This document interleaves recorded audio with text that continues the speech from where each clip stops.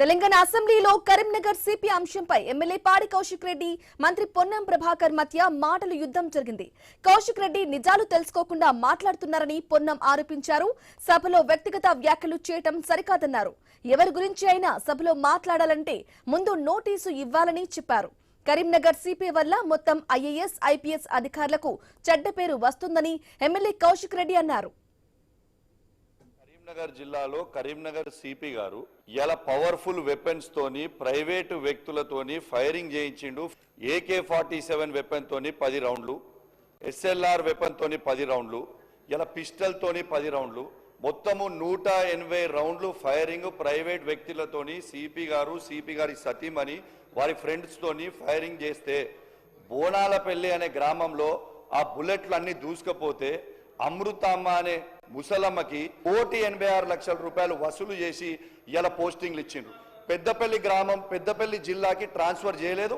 ఆనాడు పెద్దపల్లి జిల్లాలో హోంగార్డులను ఎందుకు ట్రాన్స్ఫర్ చేయాలంటే శ్రీధర్ బాబు గారి దగ్గరికి ఆ హోంగార్డులు వస్తే మీరు చెప్తే ట్రాన్స్ఫర్ చేయలేదు. ఇలా ఎందుకు మీరు యాక్షన్ తీసుకుంటలేరు? ఇలా సిపి గారి మీద ప్రేమ ఏంటిది ప్రభుత్వానికని నేను అడుగుతా ఉన్నాను.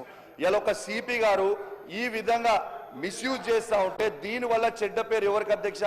దీనివల్ల చెడ్డ పేరు వచ్చేది ప్రభుత్వానికే కదా అధ్యక్ష. ఎవరైనా గౌరవ సభ్యులు ఏదైనా మాట్లాడేటప్పుడు సభ్యుడికి సంబంధించినటువంటి అంశం, నేనేం ఒక అధికారి గురించి ఒకవేళ వ్యక్తిగత కక్షలు ఉంటే రాజకీయ పరంగా వాళ్ళని మతపరమైన ఏదో మొన్న జరిగిన సంఘటనలకు సంబంధించినటువంటి అంశాలు, నేను ఒక మాట వినండి, వ్యక్తిగతమైన అంశాలకు సంబంధించి తావులేదు. సభ్యులు వ్యక్తిగత విమర్శలకు సంబంధించి చట్టంలో రూల్ బుక్ లో కూడా లేదు. ఒకవేళ అటువంటిది ఉంటే నోటీస్ ఇచ్చి చర్చ చేయాలి. ఒక అధికారి గురించి ఇక్కడ చర్చ చేసే విధంగా ఉండడం మంచిది కాదు. తర్వాత అందుకు సంబంధించి ఏ అంశమైనా ఇప్పటికే అటువంటి ఆరోపణల పట్ల కూడా ప్రభుత్వం అక్కడ విచారణ చేయమని చెప్పింది. వచ్చినటువంటి పత్రికల్లో వచ్చినటువంటి వార్తలు ఇప్పటికే ఇక సంబంధించి ఒక 2-3 వార్తలు వస్తే అక్కడ ఎంక్వైరీ అధికారి అటువంటిది ఏమి లేదనేటువంటిది మీ ద్వారా నేను పంపిస్తాను అధ్యక్ష. కాబట్టి ఇక్కడ వ్యక్తిగతమైన అంశాలకు ప్రాధాన్యత ఇచ్చేటువంటి ఉద్దేశం లేదు.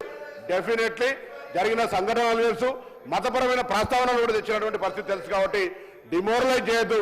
ఇదే అధికారి టీఆర్ఎస్ హయాంలో కూడా గతంలో ములుగు, ఆదిలాబాద్ ఎక్కడెక్కడ పనిచేశారు. బయట రాష్ట్రం నుంచి వచ్చినటువంటి వాళ్ళని మనకు సంబంధించి ఎవరి పట్ల మేమేం వ్యక్తిగతంగా దగ్గర దూరం లేదు అధ్యక్ష. చట్టం సంబంధించి బరాబరి చర్యలు తీసుకుంటే ఏదైనా పొరపాటు జరిగితే ఎంక్వైరీ చేస్తారనేటువంటి మాటని ఈ సందర్భంగా మనం చేస్తున్నాం అధ్యక్ష.